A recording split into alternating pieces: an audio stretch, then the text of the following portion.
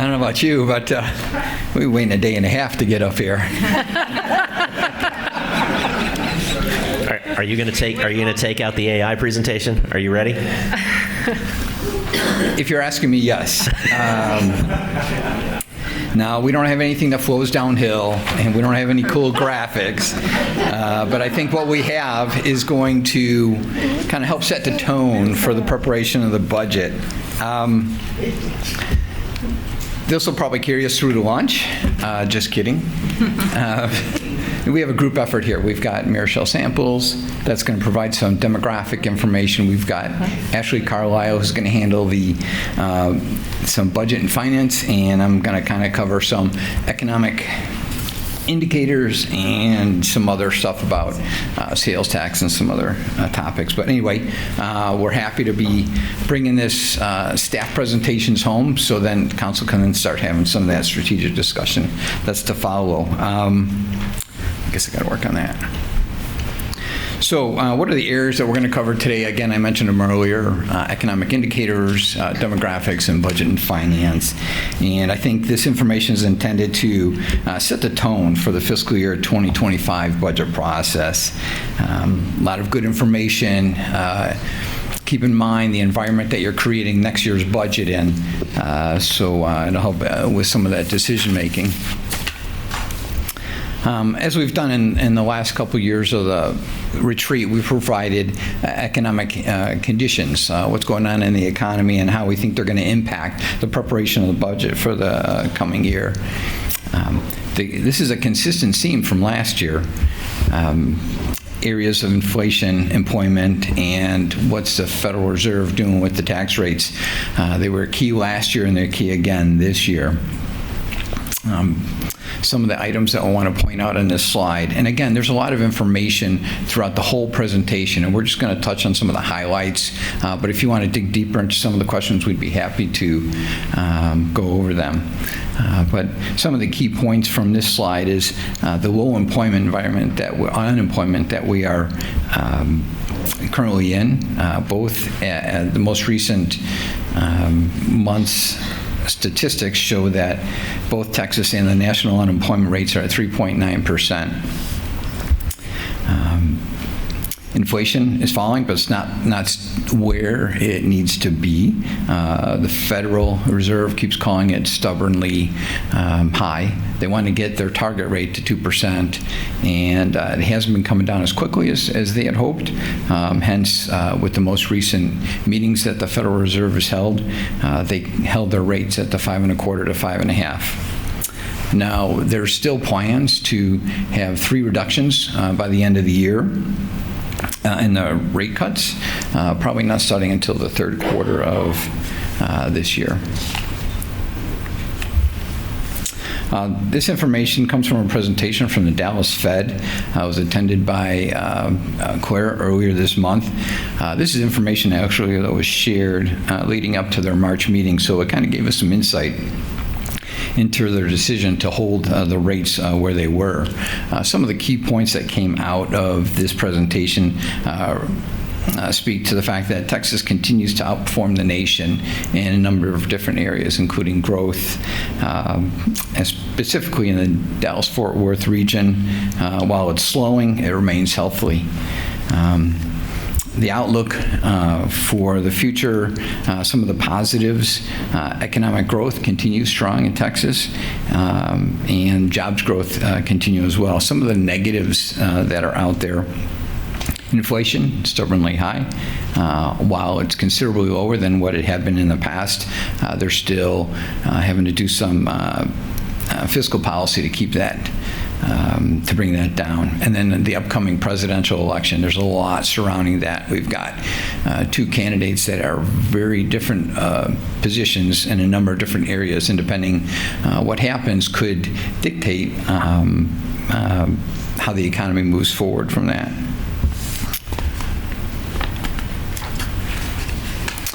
Outlook on construction. We've reached out to Chris Squadra on this information just to get a sense of where we're at with that.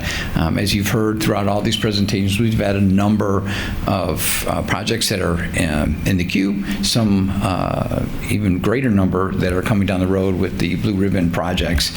And the impacts to the construction and the pricing is a big concern of ours. So not much has changed from last year. The labor shortage in the trade still exists. There's a rising demand for materials and supplies, which are increasing labor costs and increasing materials costs. And we are seeing this impact on the city projects.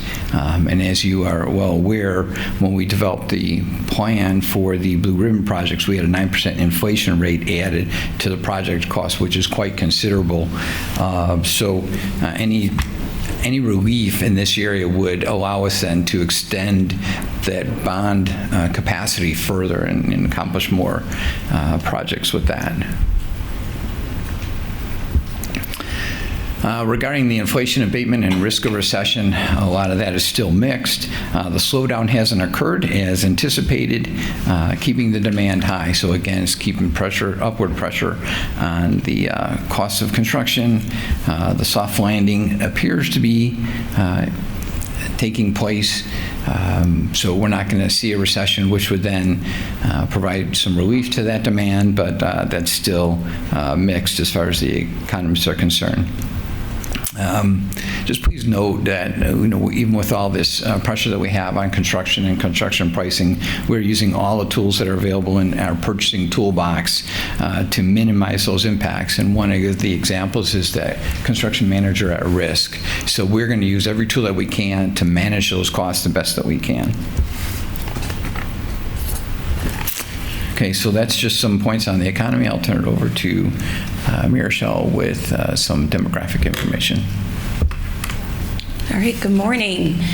So we'll start off by talking about multifamily rental rates. So just as a recap, of course, there was a huge increase by rents by 20% back in 21-22. That has slowed since, and we're expecting that rent growth is going to just increase slightly by approximately 2% in the next year or so. So as for office space, Louisville has about 5.3 million square feet. In 2023, there was 184,000 square feet under construction, which is definitely an increase from what we saw in 2022, because in 2022, only 21,500 was under construction. The occupancy rate kind of was approximately 80%, and over the coming years, a trend shows that it kind of stays there. It still hasn't recovered from pre-COVID days. So hot topic, industrial space. So Louisville has about 19.2 million square feet of inventory. And according to CoStar, Louisville is well balanced. And fundamentals are strong because we also have a low vacancy rate, lower than the market average.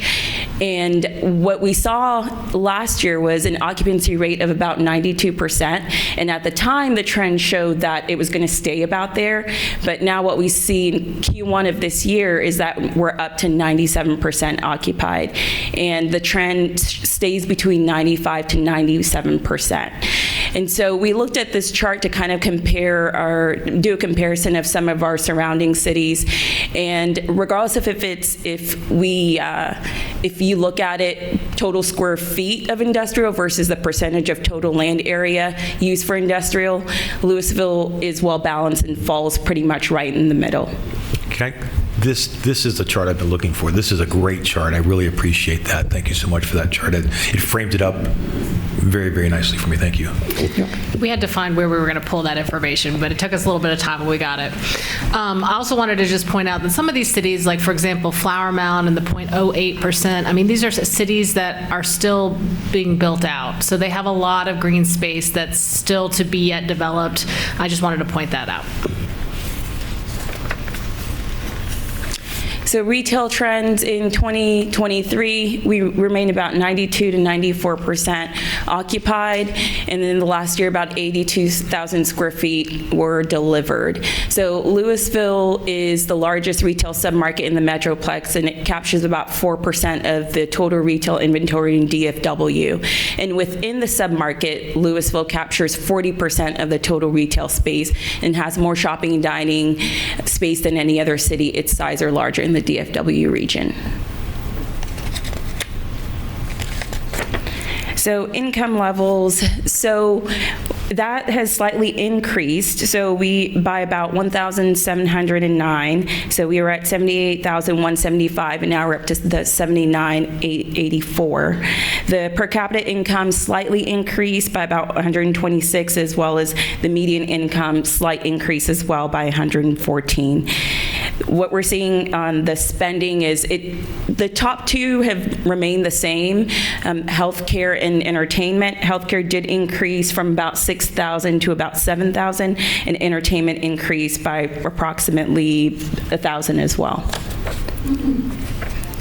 And the top two areas of income, the top three income range between 50 and 149,000.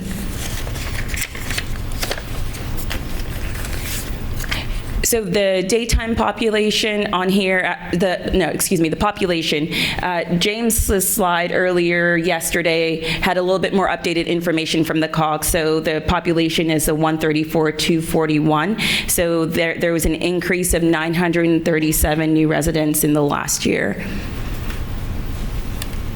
The different modes of transportation, there wasn't really much of a change there, nor the commute times were relatively close to where we were within the last year.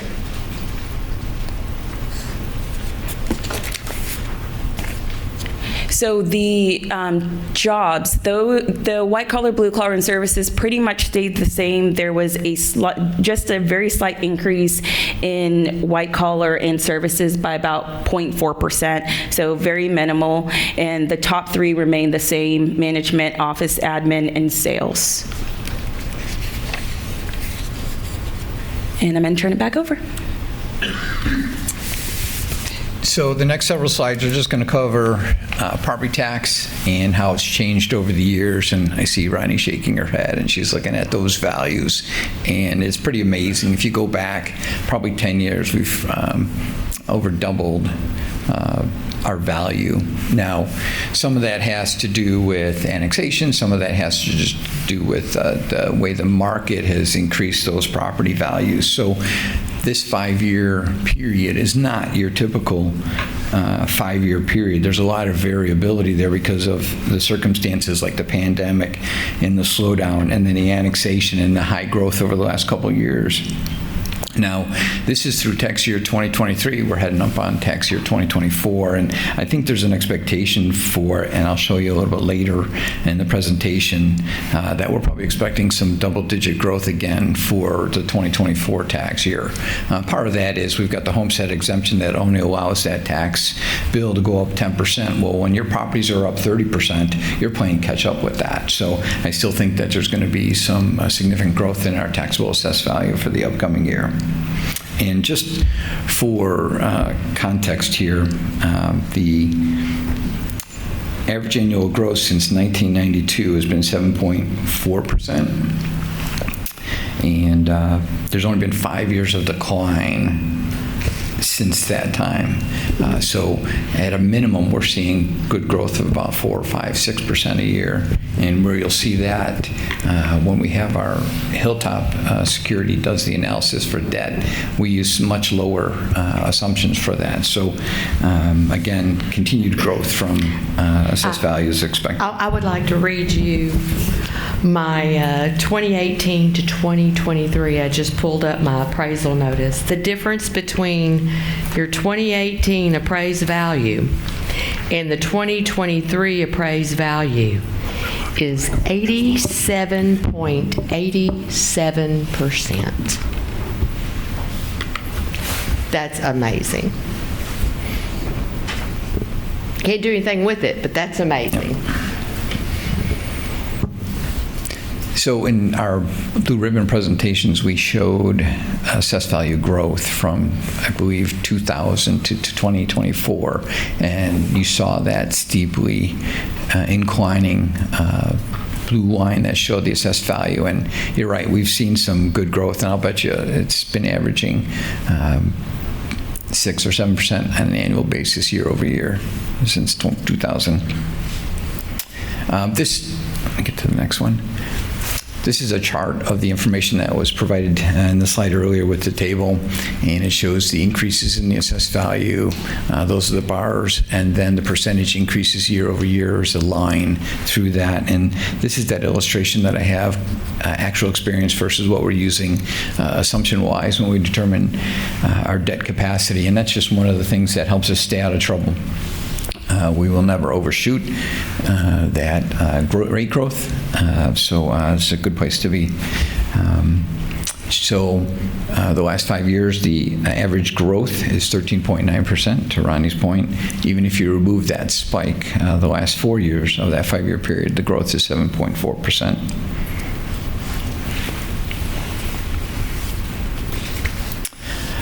This next table is information that was provided from the Denton Central Appraisal District. There were a number of, there was a meeting that was held earlier in March that included several of the larger taxing entities of the district. Don Spencer, who is the chief appraiser, acknowledged that or desired input from some of the larger agencies that would have influence or impacts on their upcoming budget, so he wanted to get some information out to us as one of those entities. And you can see the table there with Denton County, some of our neighboring cities, some of the ISDs, and then numbers for our city. So you'll see that for the city of Louisville, the supplemental value, so that's the value from 2023 as it currently stands, is about $21.3 billion. The preliminary taxable value for 2024 is $25.7 billion. That's a 20.8% increase over the previous year, so it's quite incredible. A lot of what's driving that is that middle value, that new taxable value, $636 million in new value, that is value that was not on the rolls last year, that is currently on the rolls now. And just to put that in perspective, last year when the actual final number was for new growth was $720 million, the value that we had on the preliminary was $671 million. So we're very close to what we were last year. So when I made presentations on this and that I didn't expect us to have $720 million, I was wrong. So we could probably tip scales again at about another $700 million in new value growth, which is great because it spreads the burden of the property tax over more property owners. And yeah, it's just seen as a positive. So what does this mean to the values of the single-family homes? You can see a table on a chart that shows the growth, and it pretty much mirrors what the overall assessed value growth of the city. So as a single-family home, in 2019, the value was $290,000. Currently, in 2023, that home value is $405,000. Now, again, you can see that spike in 2022. They had to do with bringing the Castle Hills single-family home values online, but with them included in the following year, we still had values going up over 10%.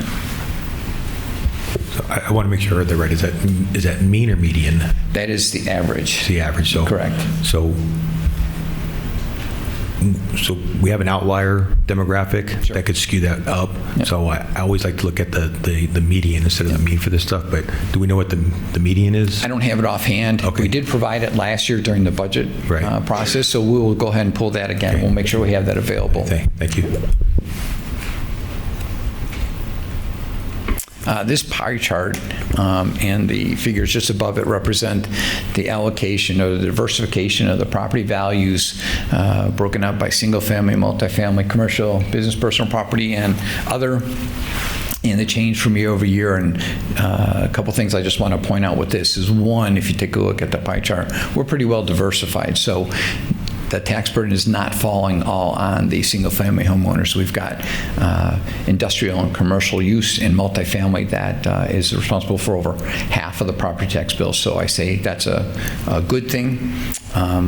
Also, for the single-family values, that's at about 46%. That's probably going to remain there, just based on the housing stock that we have and just the way the single-family values have been growing over the last couple of years.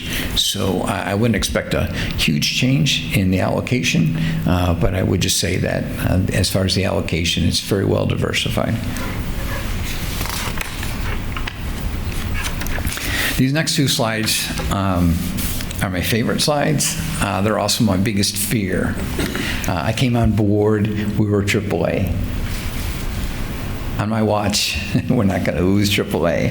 And do the best that I can. It just reflects quite an accomplishment of council and city management and staff over the years. This is not something that we've done in a single year. Just reflects the policies and the practices and the performance of the city over a long period of time. And it is a long-term focus. But I'll just cut to the chase. We've got a AAA bond rating for not only our general obligation bonds, but also for our revenue bonds, which is very rare. I don't have the specific numbers, but in talking to Jason Hughes, it's not common that you're going to have a community that will have a AAA bond rating in GEO and in the utility revenue bonds. But we've been able to achieve both. Some of the benefits from the AAA bond rating, lower cost of borrowing, obviously.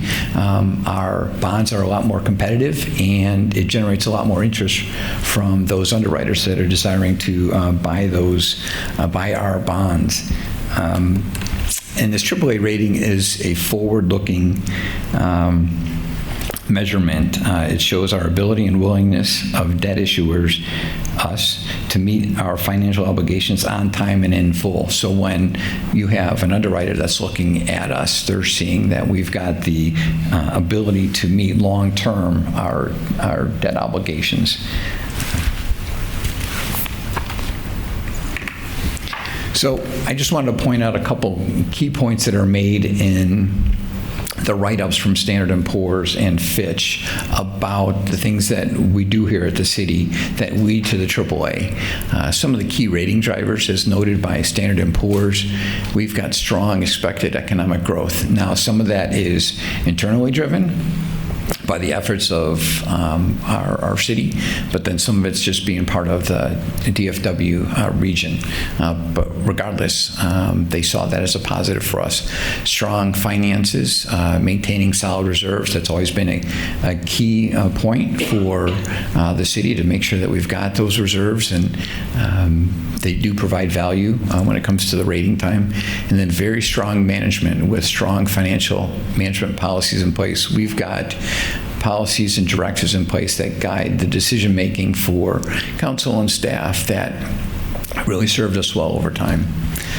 From Fitch, they've noted our diverse and stable revenue base. So we do have a diversified revenue base between property taxes, sales taxes, and other revenue sources for the city. We have strong revenue growth, and we've seen that. And I think part of that is the way we budget. So we anticipate a little bit less, but we always exceed that, and they note that over time, and they appreciate that. And then lastly, just balanced operations. If we are intentionally drawing down on reserves, that's one thing, but year over year, our results of operations, revenues over expenditures year over year has been positive. So with all those drivers lead us to have the AAA, and again, we're going to continue to strive to maintain that into the future. Okay. Sales tax. We're going to take a little bit longer, a little bit more time with sales tax here because a lot of things have come up over the last several years and just the impact that it could have on the city's budget. So we're going to spend a little time there. But before I go, is there any questions about some of the information that I've shared up to now? No questions. Just going back to, could you go back one slide to the bond rating? I think it deserves like a exclamation point on the notice by Fitch about being able to reduce expenditures during economic downturns. How we plan for, basically retracting our expenditures and survive that. I mean, it was rough, but it could have been much worse. When we saw a lot of cities who had a very difficult time. We saw Fort Worth just get crushed. Yeah. And massive reductions in force, all that. So I just want to recognize and kind of put an emphasis on that for people, who have questions about the city. This is a big driver in when we do go to borrow money to get things done, instead of waiting for the hole to build up to cash pay as you go for a pothole that becomes a car ditch. These are the things that it makes borrowing money less expensive and manageable. And I just want to give kudos to the staff, present and past, because it's a relay race. We're passing it on. So I just want to make sure that we stop and recognize that for a second.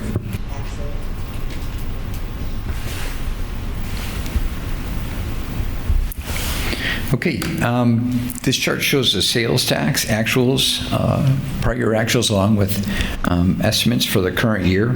As you can see, we've seen some steady growth over the last several years. Specifically, 2022 to 2023, we saw a 0.6% increase year over year. This year, we are trending at 1.7% over the last year.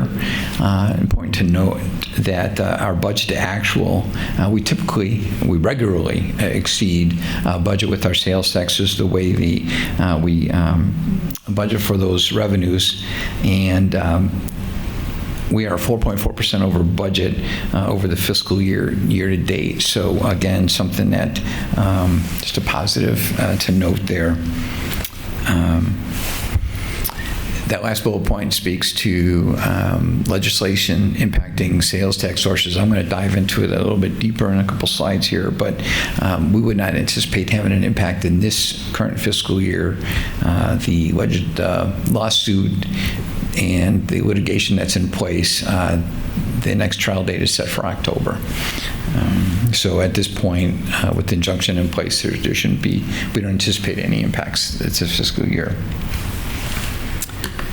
Okay, I think we've all been following the efforts over the past few years for the state legislature and for, more specifically, the Texas Comptroller to move to destination sourcing for determining sales tax remittance.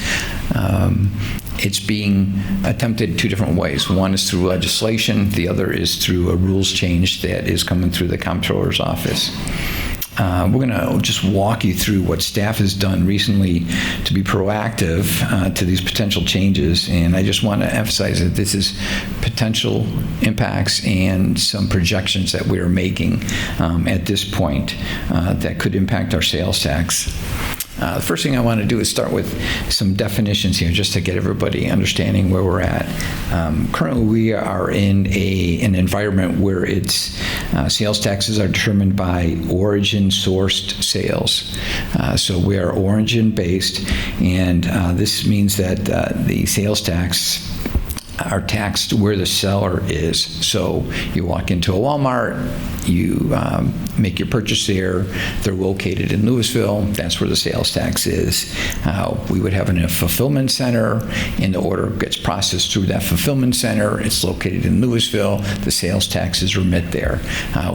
We've used that in Texas forever, and for whatever reason, in spite of all the success that we've had with that, there's a desire to move away from that.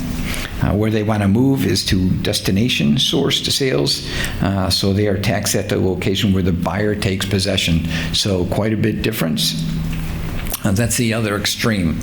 So regardless of what kind of operations you have, if the final destination of that product is outside the city of Louisville, wherever that location is, that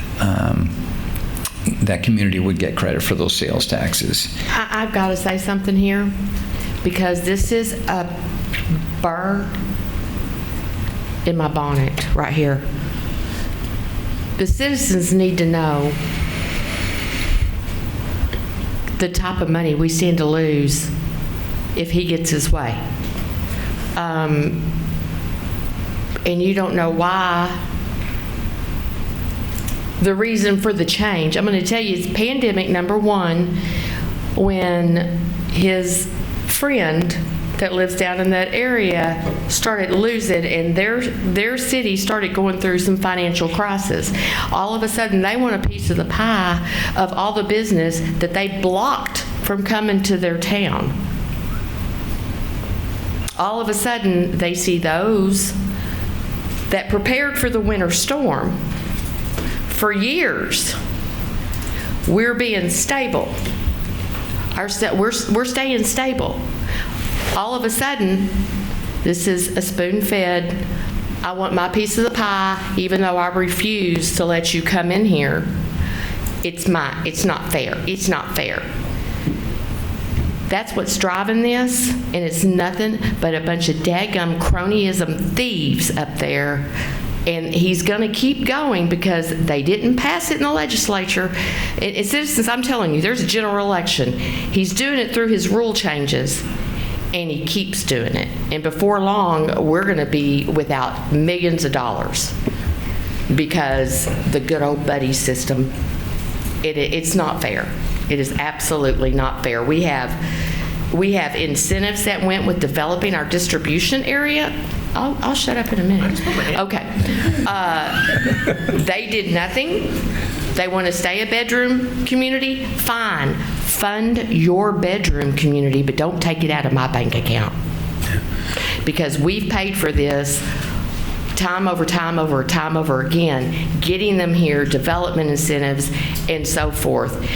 And citizens of Louisville, Texas, and those that had distribution centers, we've been in court about this, but they're about to take all of that money out of your pocket, and it's got to be made up somewhere. I had a question, Dave. Do you happen to know when you have the sales tax numbers here and a general estimate of what the total sales tax is, do you know how that breaks down into like some of these distribution centers that we're getting the taxes for, or things that are going out? I would assume as far as it's for a store that has a physical, so this is applying to everything, right? So if somebody that lives in Frisco comes to our Walmart and buys something, the sales tax goes there. No. I was going to say, this is exactly what we're about to go over in the next couple slides. Okay, I'm just curious how it breaks down between what we've got at risk versus what would probably stay the same. So I'm going to go into further detail over the next several slides. Okay, And I'll one of wait then. Nope, that's okay. One of the definitions that I was about to speak to is called a place of business. Now, one of the things that the comptroller is trying to do is to change the definition for what a place of business is. Currently, a place of business is a location where business is conducted, goods, services are made or stored, or services rendered, and there are 3 or more in-person sales. So for a place of business, as long as there is 3 or more in-person sales for that, then it is a place of business that's located in the community that it resides. So for a business that provides both in-person sales and online sales, as long as that minimum 3 is met, then we get to keep those. Full destination removes that completely. And that's why you see such a big projected impact on our sales taxes. Yeah, so when he said current, so I just want to make sure it's clear. So currently origination, right, based. What the rule proposal is that point of business where if you have 3 or more in-person sales, right, those you get to count towards your city. So then and he'll go through this, we had to do an analysis as best we could, because you rely on your businesses to tell you how their operations are, and we'll go through that in a little bit. But do you actually have people coming in and buying? And then if it's full destination, well, even if you have 3 people coming in and buying, you'll get to count those 3 that came in and buy, but it doesn't make your entire business sightist in Louisville. So everyone else who's buying separate, it goes to them. So it goes from best for Louisville is the way it is now, second best is rules change, and third best is destination, full destination, which is what the legislature had done. Worst case. What'd you say? I said that would be worst case. Worst, yeah, and the legislation didn't pass, but we have the analysis on all of it. I would just say this is just bad tax law. It's making it difficult for the communities who've invested in companies to put their businesses in cities, and it's assisting. Let's be clear on who's assisting. It's assisting municipalities where they don't want these businesses at, the bedroom communities that don't want this, and it's basically they're looting the coffers of cities who made that investment. It's basically help the few and you can figure out the word, the many. The only way that we can correct this, and Ronnie, I think, is right on the point. This is something that we have to have an electoral solution for this, to have people who are in place who are making thoughtful law. And how it impacts different communities, because we're different than Flower Mound. Flower Mound and that is perfectly fine. But they're putting one rule that fits all that helps very few communities, and it's very concerning. And they can't get one thing done through the legislative process. Now they're trying to do it through rules. And so people who are watching this, you need to be aware of this, and you need to talk to the proper state officials about this and to get this corrected. And it's not unlike the Robin Hood. They're taking our tax dollars and putting them someplace else. Yeah, so Ronnie stole my line. This is the bee in my bonnet as well. I feel passionate about this, just as I think everybody else does up here. I went down to Austin last session to speak about this as well, and the arguments that I heard in favor of this, I couldn't even get my mind around it. It was, well, there's only 10 cities that have these warehouses, so therefore the rest of the municipalities should benefit from that. There's only 10. I'm like, but that's a terrible reason to do something just because there's 10. To reiterate the points, we've invested for years into infrastructure in ways that other cities, for their own reasons, just decide they didn't want to do. And that's okay. You run your city, we'll run our city. But to then go through and change the rules after the fact, there's an electoral remedy for this. My fear is that people will vote in what they feel are their best interest and not what's morally correct to do. And that this is a moral stance as much as anything else. Even if there weren't the finances involved, these are things that we invested in. There's the cement that has to go onto a road to support the big 18-wheelers to go back and forth, much more expensive than the cement that supports what amounts to a minivan of an Amazon truck driving around to deliver things. So these types of arguments of infrastructure is also impacted by the Amazon trucks, UPS trucks. I don't buy it. It's just an excuse to come in and raid and off of the backs of what we've put in place over the years. Okay. Preaching to the choir. Just real quick, again, to Councilman Brandon's point here, they tried legislation 2 times, 21 and 23. It failed. The first rules were presented to cities in 2020. It was from those that there was a lawsuit that was 2 lawsuits that were started. Since that time, the comptrollers amended their rules changes a number of times to address maybe some of the concerns. And they're still trying to find a way to get those in place. So that's where we're at right now. So we sought the assistance of a consultant that's very well versed in this area. His name is John Kroll, HMWK. He's worked with the Castle Group, which is the sales tax group that we've been affiliated with in the past. He's worked on state and national level sales tax issues. He's very, very good at what he does. And we asked him to conduct an analysis addressing both of those threats that we have. The first is the full destination move, and the others is from the rules changes. Again, there's just a slight variation between those 2 approaches, but they both have a significant impact on the city. The analysis that was performed initially was based using Texas and national data sets, so not specific to Louisville, but taking these data sets like income level, number of households, percent taxable purchases, and population to come up with those estimated losses or the impacts from moving to these.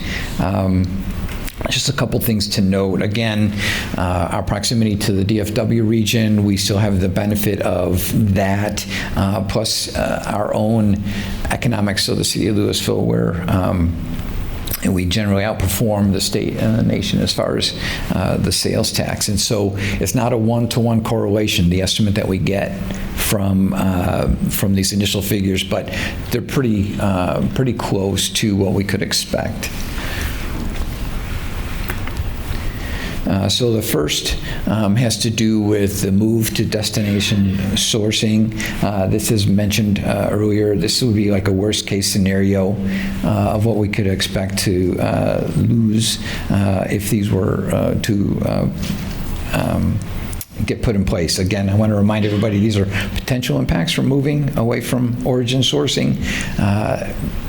We're doing some work on the back end to get more specific impacts, but at least gives us some good foundation to start from. Some key points I want to make here, if we were to move or if we were required to move to destination sourcing, significant loss under this model, and the place of business designation is nullified or removed. So Claire's comments earlier about if we had 3 or more sales at a location, we would get credit for all those sales. Now with destination sourcing, we get to keep those 3 sales. Everything else that doesn't land in the city of Louisville, we would lose that. So that's why the impact is quite significant. So based on these Texas and national data sets, we would expect the loss in sales tax to be about $15.4 million. Now, just to put that in context, the total sales tax that the city receives on an annual basis is about $63 million. So about 25% of the total. And this is net gains, net of any gains for goods and service coming into the city because of the change. So just to clarify, so that 15.4, again, the calculation from the prior slide is dealing with very high-level assumptions, right? So this isn't drilling down at all, and we're going to talk about how we tried to drill down in a little bit. And it is only talking about our loss. So the next slide is going to, I know before we start, don't post this picture because it's not the full story until the second slide and third slide.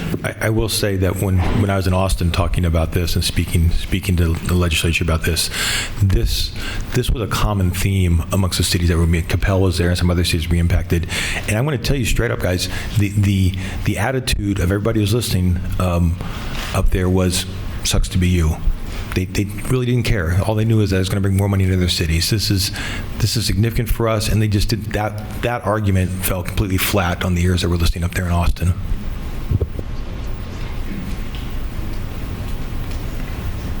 So we talked about the impacts from moving to full destination sourcing. This is some information regarding what we would anticipate the impacts from the full implementation of the rules changes that the comptroller is proposed. The loss, while less or lessened than a move to full destination, is still considerable. The place of designation it remains in place, and so we would continue to receive all those sales taxes as long as the business was recognized as a place of business receiving 3 or more sales every year, and that's the effort on the back end that staff is trying to determine using specific data from the city. Gains in revenue are not currently captured under the original or the origin sourcing rules and statutes. There is some gains, but overall, based on these data sets that are being used, we are still a net loser in the sales tax. So where destination sales, we anticipated a loss of 15.4. The loss under Rules 3.334 implementation is about $10.5 million. So just to clarify again, just want to make sure, this is not in addition to the 15. This is, 15 is with full destination. This is with, which would include this. So, and then you just get some relief if you're just doing the rules, which would get you to 10.5 because he's reflected the gains we would get.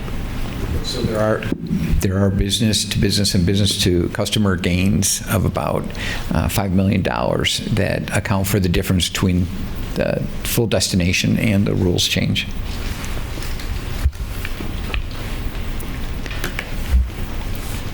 So what we wanted to do is, with this information, is to show, based on the way we allocate our sales taxes, what the impacts would be, whether it be destination sourcing or rules changes.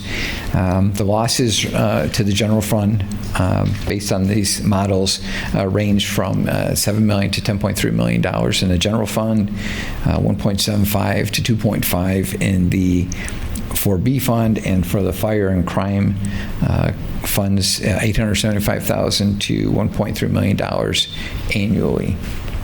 So Again, does this mean we get to blame the comptroller for defunding the police? I'm just asking.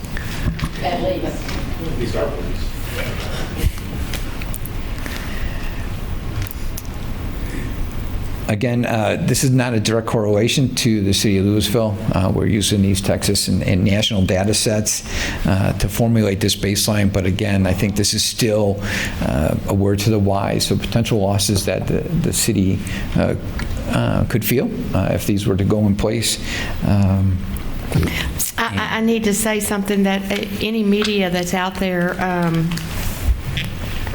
fact-based media, the rest of them, you can go back to bed. If you don't highlight this section, if you're writing about this retreat and you don't make this front and center to all of our residents, and not just us, we're talking Coppell, Frisco, all of them are going to be facing the same thing. If the media doesn't take this and educate the public before the November elections, this will have a direct impact on your property taxes. If you take the air out of this tire over here, it's going to have an impact. I would actually venture to say that it's going to have an impact on the services you receive, because the state has already given us a lot of constraints regarding what we can do with property tax. So if they want to, they've kind of cut us there. If they cut us in the sales tax too, we can't provide the services that we're providing now. I wonder if that's what they want. For clarity, how many times has this been tried to go through legislation and failed? At least twice, right? 2021 and 2023 legislative sessions. So we've had twice where it's been taken to the democratic process and failed, and now that's being circumvented through rules change is what is my interpretation. Is that accurate? Correct. Okay. I had one thing just to add to Kristen's point. A reduction in service level will probably occur on the sales tax side, because on the sales tax funds, like the 4B crime and fire, we don't have the ability to increase property tax to cover that decrease. So you have just a decrease there. On the general side, you do have the ability, if you wanted to, at some point, to go to an election to try and get that property tax value back up. But that's a whole separate, involved process and not an easy process. It's not easily recouped in just 1 year. But so I do think it would be a mix of trying to find additional revenue sources to make up the difference, as well as a reduction in service level. And also, just wanted to remind everyone what we were talking about yesterday with all of the utility infrastructure that we've got to figure out how to fund as well. The discussion we had yesterday afternoon, we have a lot of needs, and we have an aging city that's got aging infrastructure that needs to be replaced. And this impacts our ability to do that. And once, we're already behind, just like every other city is. This would put us further behind. I don't see how we could catch up.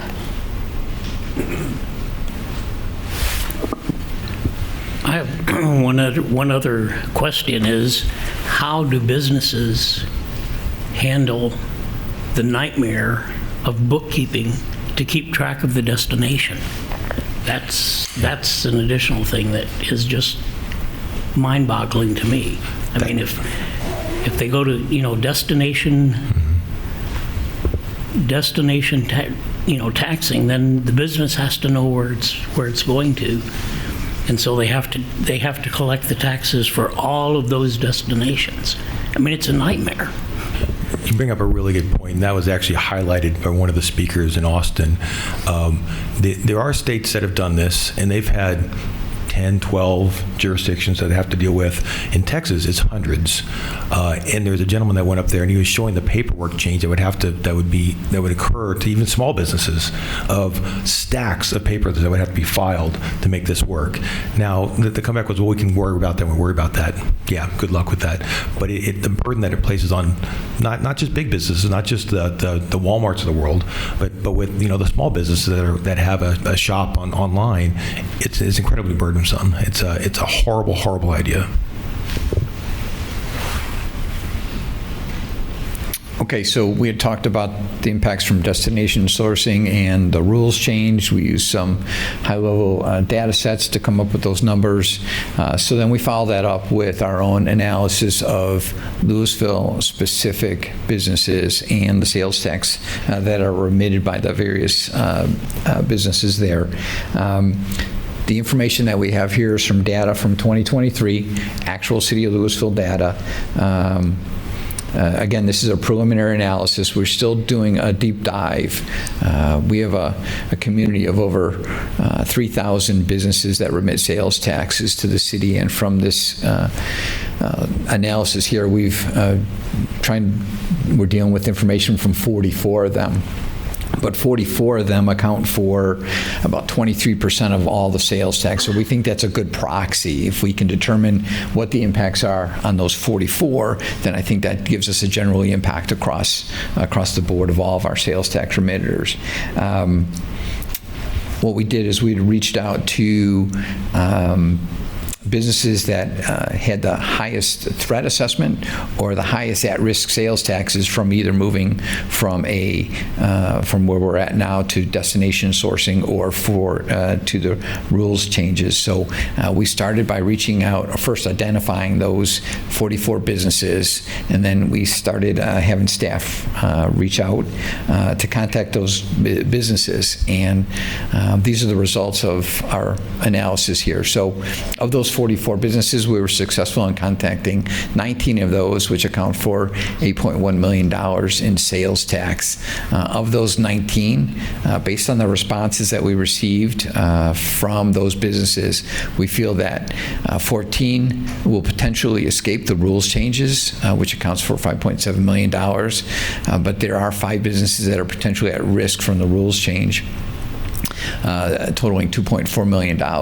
So some of the questions that we asked to help determine place of business were, do you accept walk-in sales? Do you hold inventory on site? Do you fulfill orders on site? Do you have salespeople that work through that particular business? So those are all indicators that it could be considered a place of business, which then would allow us to retain those sales taxes.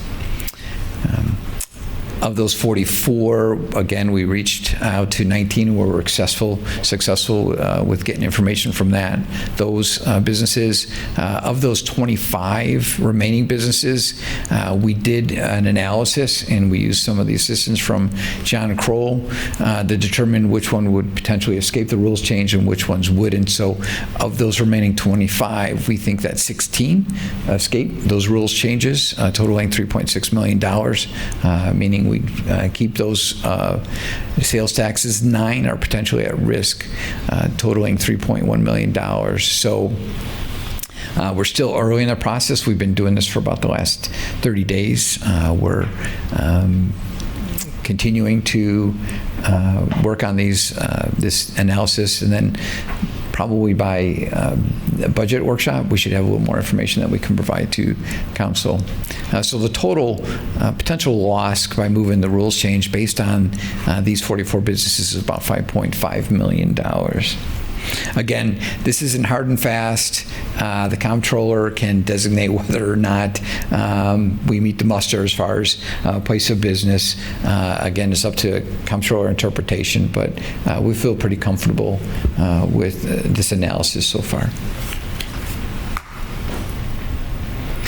So council, on this slide, I just wanted to touch, I'm not going to read all of this, but it really provides a good history of the litigation related to this, because even though the comptroller is making these changes in the rules, nothing's gone into effect because there's an injunction in place.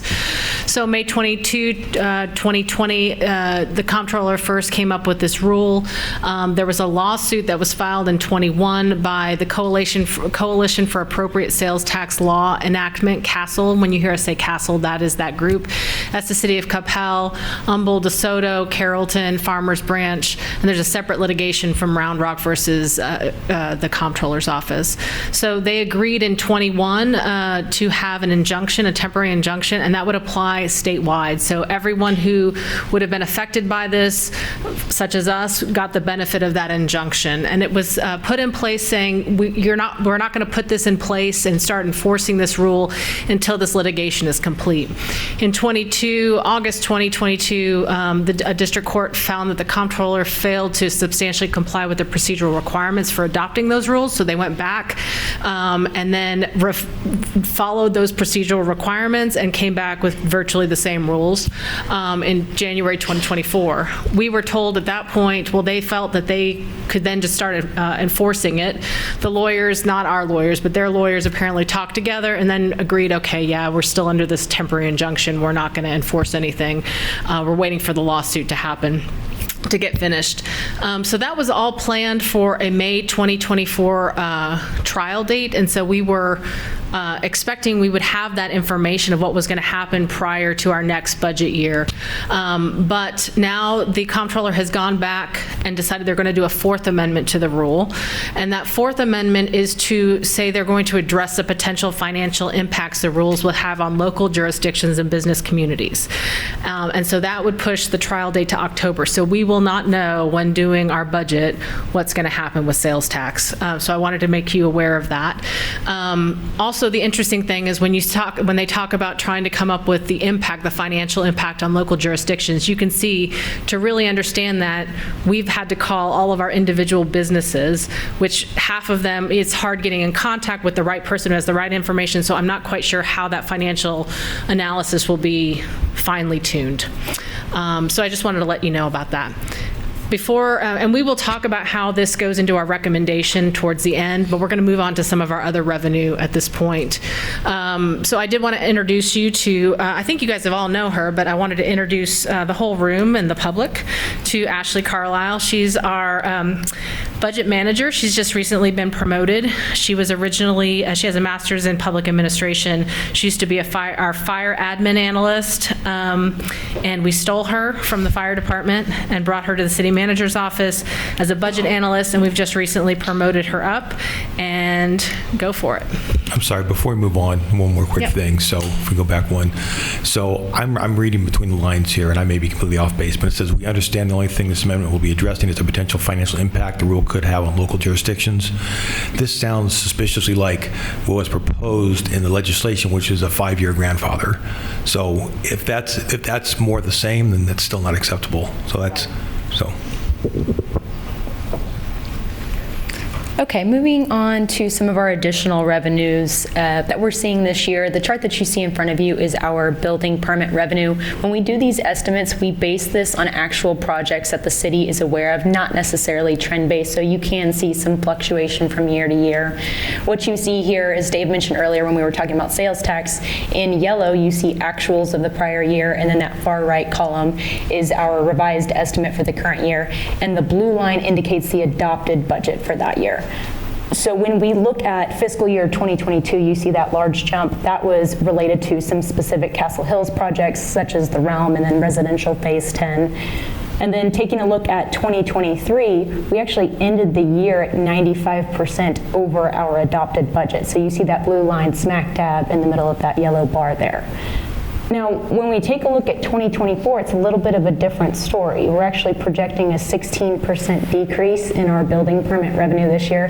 This is because some of our larger projects we're expecting to occur possibly in fiscal year 2025 instead of 2024. Thank you.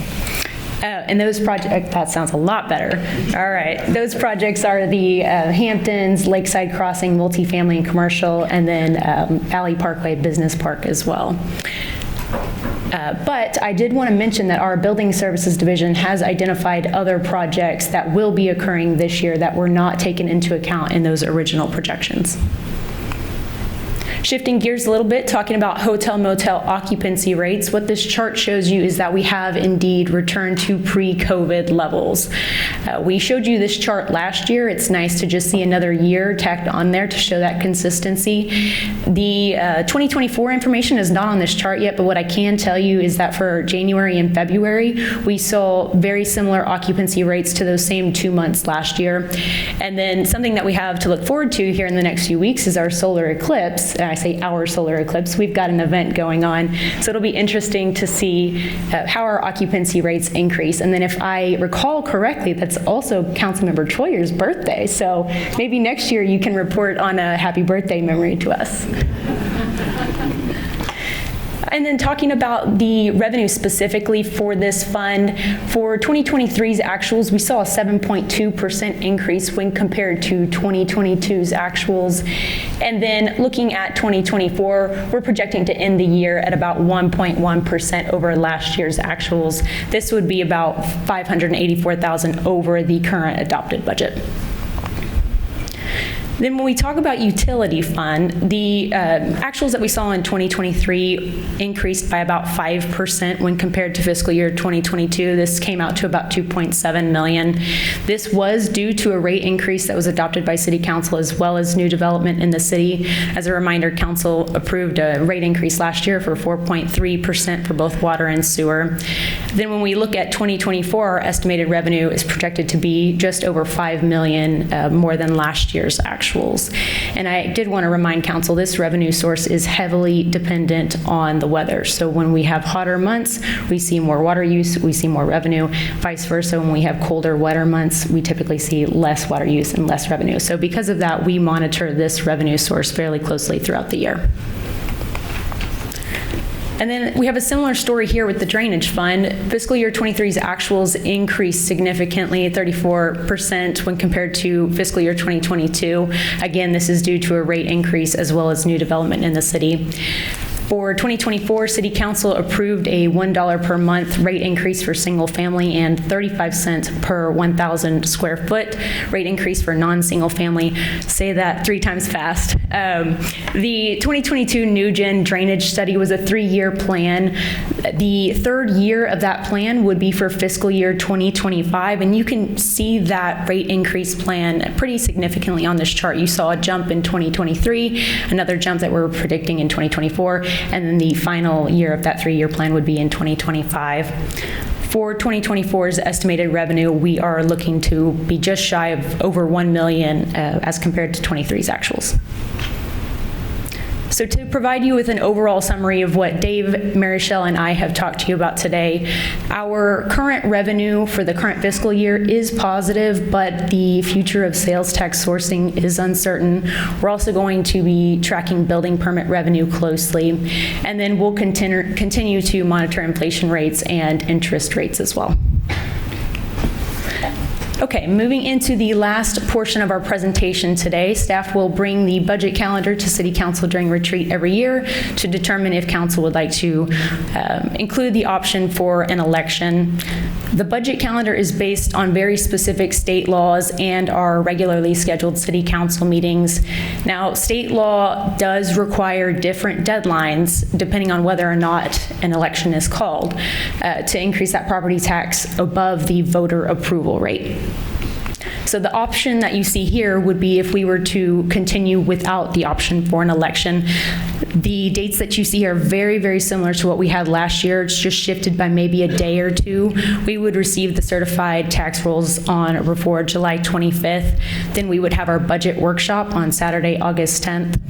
And then moving into September, that first city council meeting in September would be September 9th. This would be when you would hold the public hearing and the vote on the budget. And then during the second meeting in September, on the 16th, you would hold the public hearing and vote on the tax rate.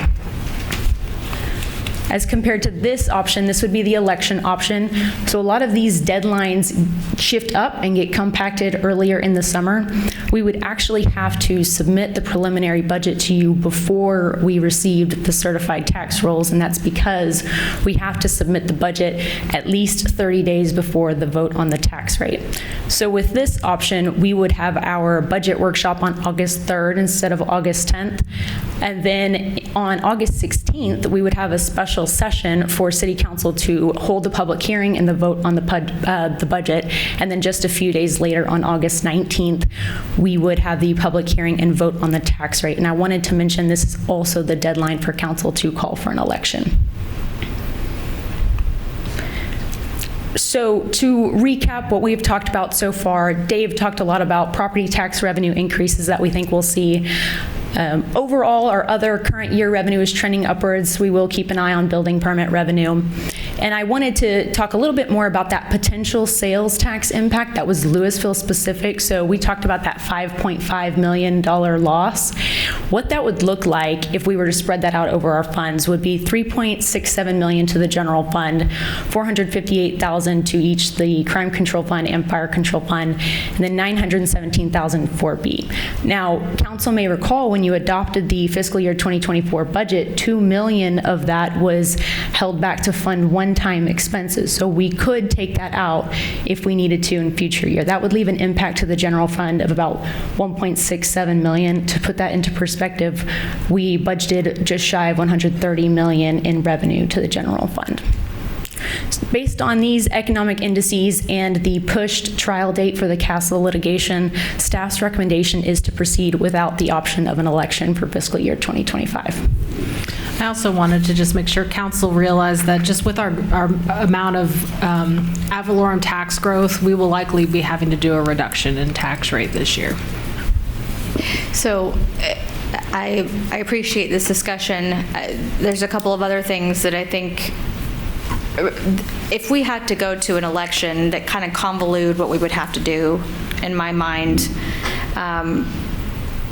some of the disadvantages of also going to an election beyond just the calendar impacts coming up to calling a public hearing, that actual election would happen in November, right? Which would be after our fiscal year starts. So we essentially would have to work up two separate budgets based on whether or not that the election passed or if it failed. So that's a lot of additional work on staff. And then also just the uncertainty of trying to go into a calendar year not really knowing what we're going to have.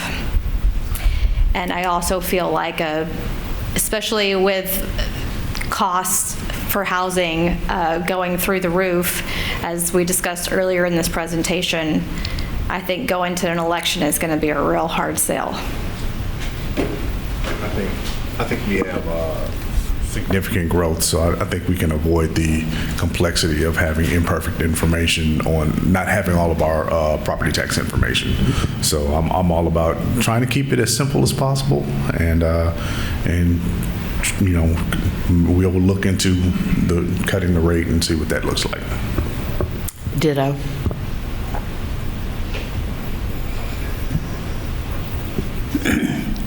I just want to make one comment on city manager's statement about the possibility or probability of having to reduce the property tax.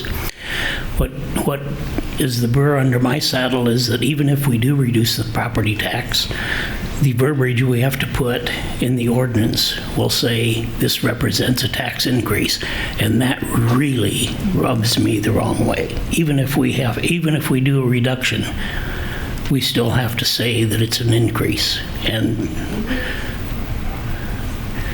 that's all I'll say. I think we have consensus on this one.